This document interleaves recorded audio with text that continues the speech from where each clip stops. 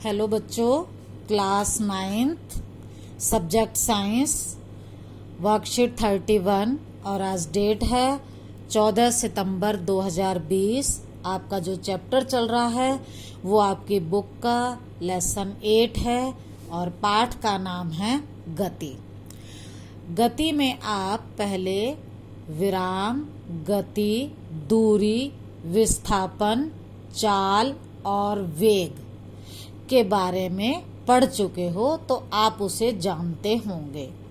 इसी तरह से आप एक समान गति और असमान गति के बारे में भी पढ़ चुके हो। अब मैं आपको इससे आगे एक नया टॉपिक त्वरण के बारे में बताती हूँ। देखो, त्वरण क्या है, इसको समझने के लिए देखो, सबसे पहले एक समान गति, इसका क्या मतलब है? एक समान मतलब एक जैसी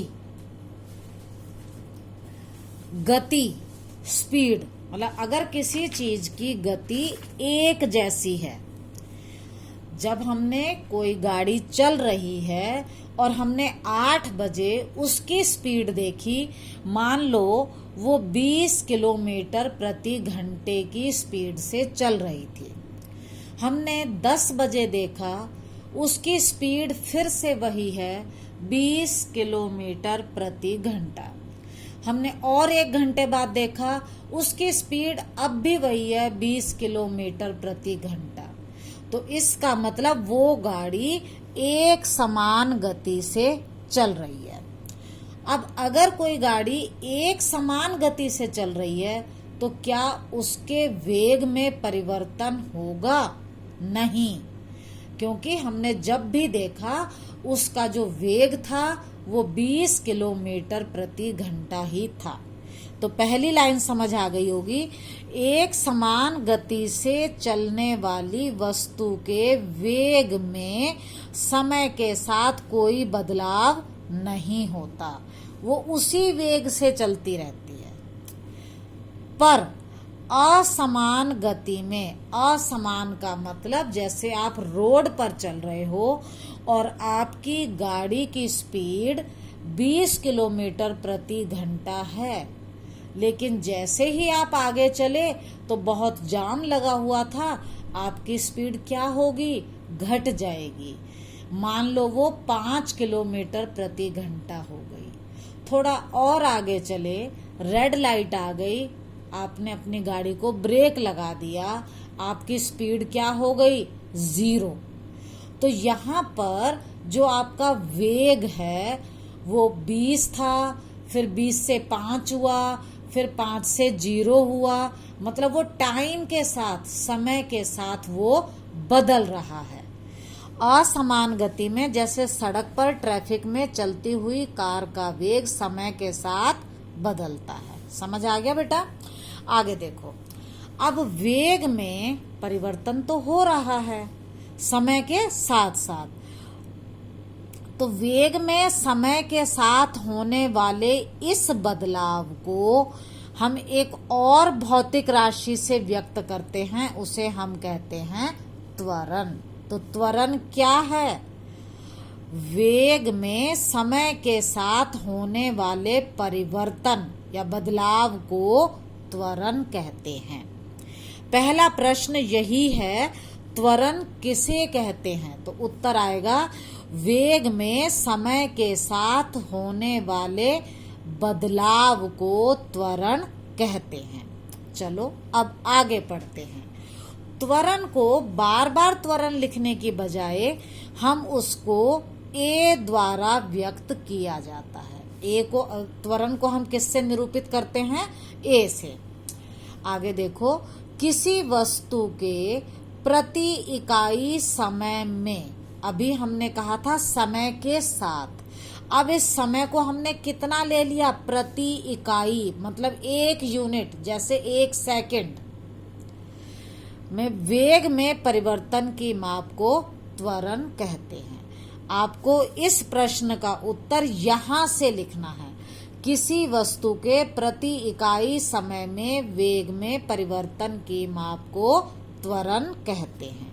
आगे प्रश्न है, इसके सूत्र और इकाई को स्पष्ट कीजिए। पहले हम पढ़ते हैं फिर देखेंगे। हाँ, इसे इस प्रकार ज्ञात किया जाता है। कैसे? देखो, त्वरण का मतलब है, देखो मैं आपको सूत्र अलग से बताती हूँ। हाँ, मान लो कोई वस्तु है जिसका प्रारंभिक वेग है u। प्रारंभिक मतलब शुरू में जब वो चल रही है तो उसका वेग है u मीटर प्रति सेकंड। t सेकंड के बाद, जब समय t सेकंड हो जाता है तो उसका अंतिम वेग मतलब जो बाद में वेग है वो हो जाता है v मीटर प्रति सेकंड। तो देखो, पहले वेग था u, बाद में हो गया v, तो वेग में परिवर्तन कितना आया? v में से u को माइनस करेंगे। त्वरण का सूत्र होता है वेग में परिवर्तन बटे समय। अभी आपने सीखा था, प्रति इकाई समय में वेग में परिवर्तन को त्वरण कहते हैं। देखो, सूत्र बड़े आराम से याद हो जाएगा। प्रति इकाई, इकाई का मतलब 1 सेकंड, इकाई समय में वेग में परिवर्तन को त्वरण कहते हैं। तो त्वरण होगा, वेग में परिवर्तन का मतलब अंतिम वाले में से पहले वाला घटा देंगे। अंतिम वेग माइनस प्रारंभिक वेग और बटे में समय है ही।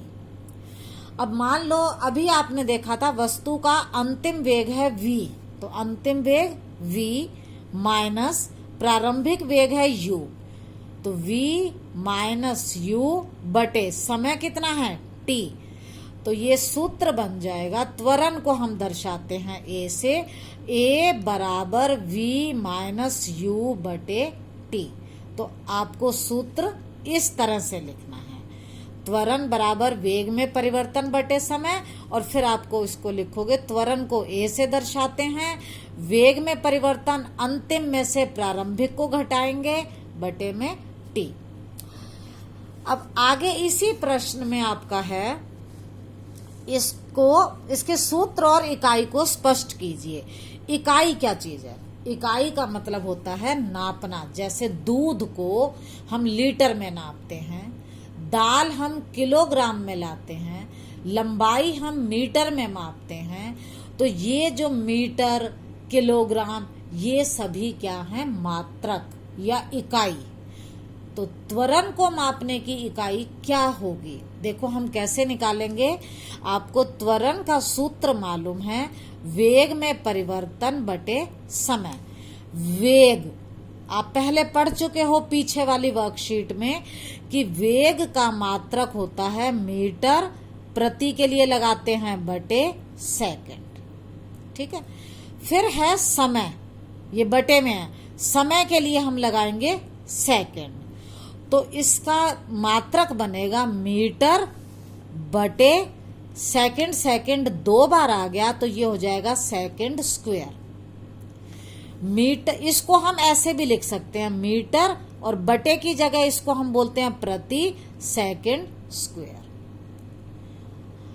अब मीटर को हम m से लिखते हैं, सेकंड को हम s से लिखते हैं, तो ये हो गया m/s स्क्वायर।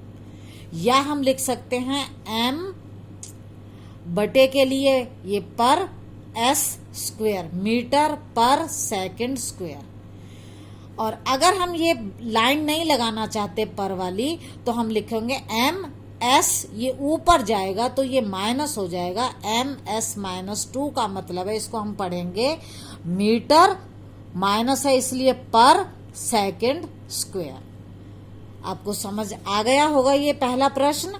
अब हम आगे दोबारा अगले टॉपिक पर आते हैं, यहां तक हो चुका है। अब है त्वरण।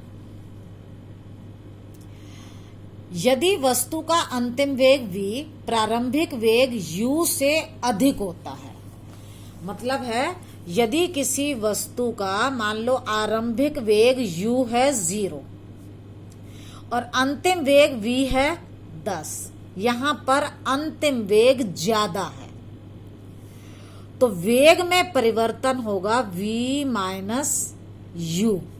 v कितना है? 10 माइनस यू, तो क्या आ जाएगा 10। और मान लो इसमें टाइम लगा 1 सेकेंड, तो 10/1 ये आएगा 10 मीटर पर सेकेंड स्क्वायर। यहां पर अंतिम वेग ज्यादा था। अब अगर ऐसा हो जाए कि प्रारंभिक वेग ज्यादा हो, अंतिम वेग कम हो, तो क्या होगा? और टाइम वही 1 सेकेंड हो, तो त्वरण होगा v माइनस यू बटे टी। ये तो फॉर्मूला है। v है 0 माइनस u है टाइम, प्रारंभिक वेग, बटे टाइम है 1। 0 में से 10 माइनस करेंगे तो ये आएगा -10/1। तो ये आया -10 मीटर पर सेकेंड स्क्वायर। तो यहां पर त्वरण क्या आया? ऋणात्मक। और यहां त्वरण क्या आया था? धनात्मक। जब अंतिम वेग ज्यादा है तो त्वरण होगा धनात्मक, और जब अंतिम वेग कम है तो त्वरण होगा ऋणात्मक। यदि वस्तु का अंतिम वेग प्रारंभिक वेग से अधिक होता है तो त्वरण धनात्मक होता है, और हम कहते हैं कि इसकी गति त्वरित है, मतलब बढ़ रही है। यदि अंतिम वेग प्रारंभिक वेग से कम होता है तो त्वरण ऋणात्मक होता है, और इस गति को हम बोलते हैं मंदन गति। कभी कभी प्रश्न आता है मंदन किसे कहते हैं? ऋणात्मक त्वरण को मंदन कहते हैं। अब देखो एक एग्जाम्पल है, यदि एक रुकी हुई बस का मतलब ये चल नहीं रही है, इसका वेग कितना है? 0, तो प्रारंभिक वेग u हो गया 0। बस के चलने पर वह 2 सेकेंड, ये 2 सेकेंड हो जाएगा टाइम, t बराबर 2 सेकेंड में 5 मीटर प्रति सेकंड का वेग प्राप्त कर लेती है। मतलब पहले 0 था इसका वेग, अब कितना हो गया? 5। ये अंतिम वेग है। इसका त्वरण कितना होगा? त्वरण का फॉर्मूला लगाओ, a बराबर v माइनस यू बटे टी। v अंतिम वेग 5 माइनस u है 0 बटे टाइम है 2।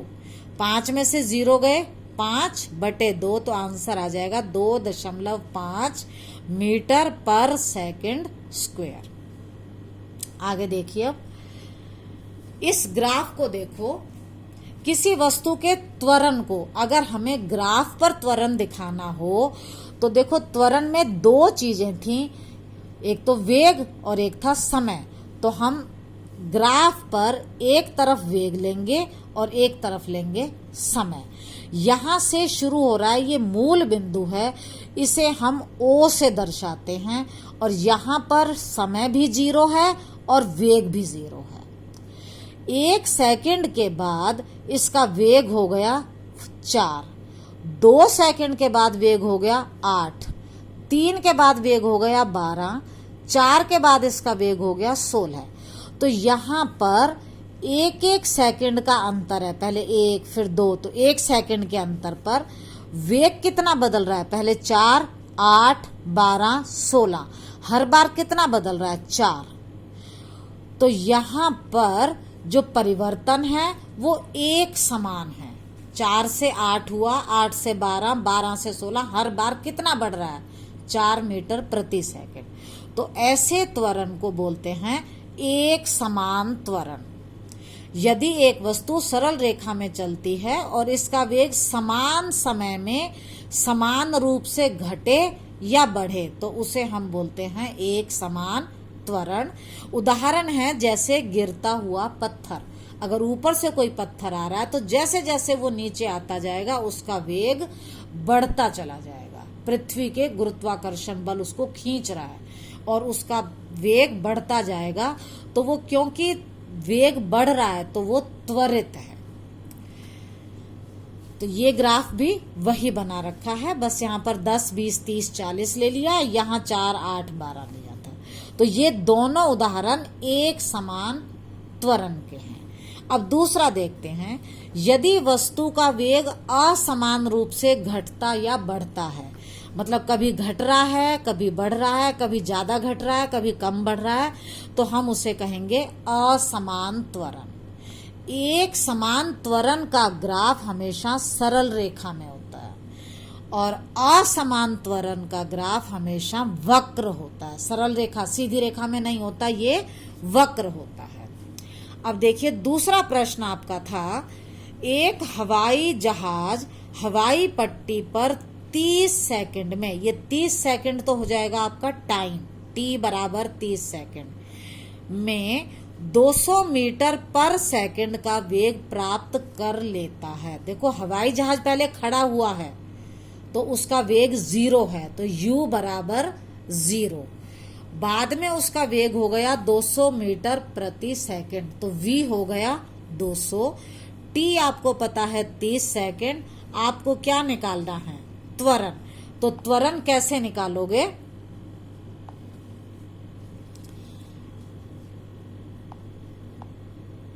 देखो समय 30 सेकंड, प्रारंभिक वेग हवाई जहाज खड़ा हुआ है 0, अंतिम वेग बाद में 200 मीटर हो गया प्रति सेकंड। त्वरण हमें निकालना है। त्वरण का फॉर्मूला है त्वरण बराबर अंतिम वेग माइनस प्रारंभिक वेग बटे समय।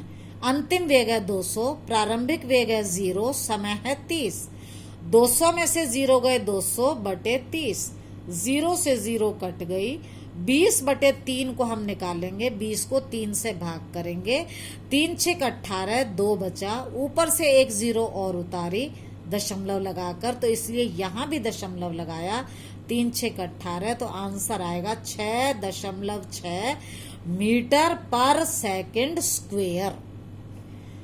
अब तीसरा प्रश्न देखो। तीसरा प्रश्न है, एक समान और असमान त्वरण को वेग समय ग्राफ द्वारा स्पष्ट कीजिए। तो आपको ये 2 ग्राफ बनाने हैं।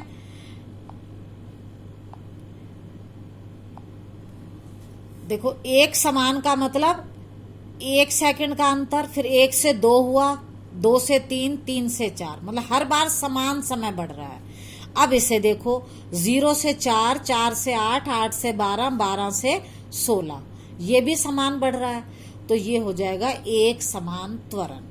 अगर हम इस वाले एग्जाम्पल में देखें तो यहां पर क्या है, समय तो समान है 1 2 3 4, लेकिन 1 सेकंड पर इसका वेग है 4, 2 सेकंड पर है 12, कितना बढ़ गया 8, 3 सेकंड पर इसका वेग 16 है, कितना बढ़ा 4।